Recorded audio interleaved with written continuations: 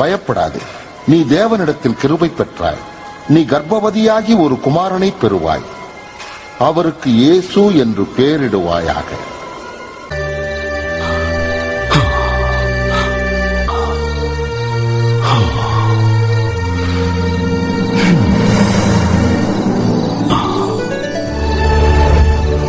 தாவீதின் மகனாகிய யோசேப்பே, மரியாளை உனது மனைவியாக ஏற்றுக்கொள்ள தயங்காதே. அவள் கருவில் இருக்கும் குழந்தை பரிசுத்த ஆவியானவரால் உண்டானது. அவள் ஒரு மகனை பெற்றெடுப்பாள். அக்குழந்தைக்கு இயேசு என்று பெயரிடு. அவர் தன் மக்களின் பாவங்களை நீக்கி ரட்சிப்பார். இவையெல்லாம் தீர்க்கதரிசியின் மூலமாக தேவன் சொன்னவைகளின் நிறைவேறுதலுக்காக நடந்தன.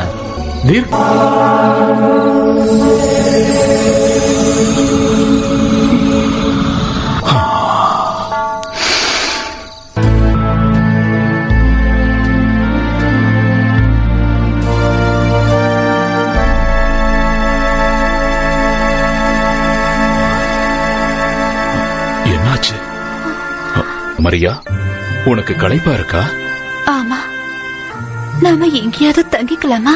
இதுக்கு மேல என்னால பயணம் பண்ண முடியாது. என்னால வழி தாக்க முடியல. சரி மரியா, நாம 2 பேரும் தங்கறதுக்கு ஏதாவது ஒரு நல்ல இடத்தை நான் பாக்குறேன். நீ கவலைப்படாத.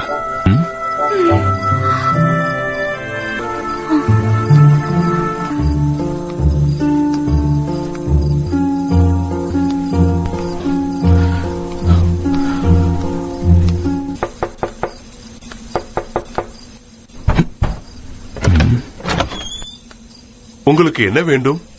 தங்கறதுக்கு ஒரு இடம் கிடைக்குமா? என்ன மன்னிச்சிடுங்க, இங்க எந்த அறையும் காலியா இல்ல. நீங்க வேறொரு நல்ல இடமா பாத்துக்கோங்க.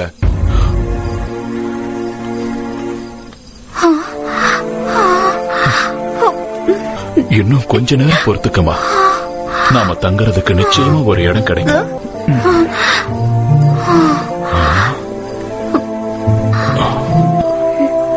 சீக்கிரம் தங்கறதுக்கு ஒரு இடம் பாருங்க.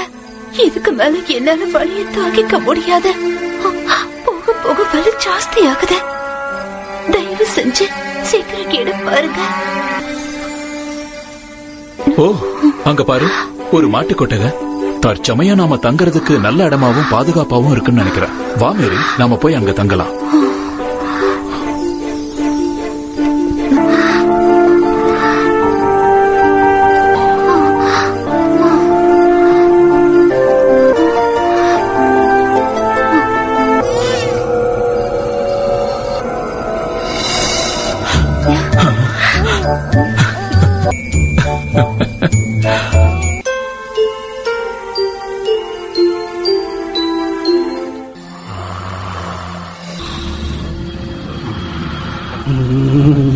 ரொம்ப குளிருது இல்ல?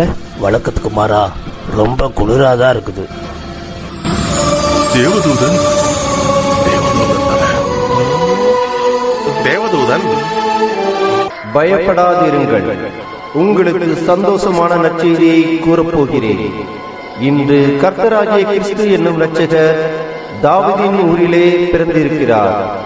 பிள்ளையை துணிகளிலே சுற்றி முன்னணியில் கிடைத்திருக்க காண்பீர்கள். அவரே கிறிஸ்துவாகிய இயேசு என்னும் இரட்சகர். அவர் பெத்லகேம் என்னும் ஊரில் மாட்டுத் தொழுவத்தில் பிறந்துள்ளார். இதுவே நீங்கள் அறிந்து கொள்வதற்கான அடையாளம்.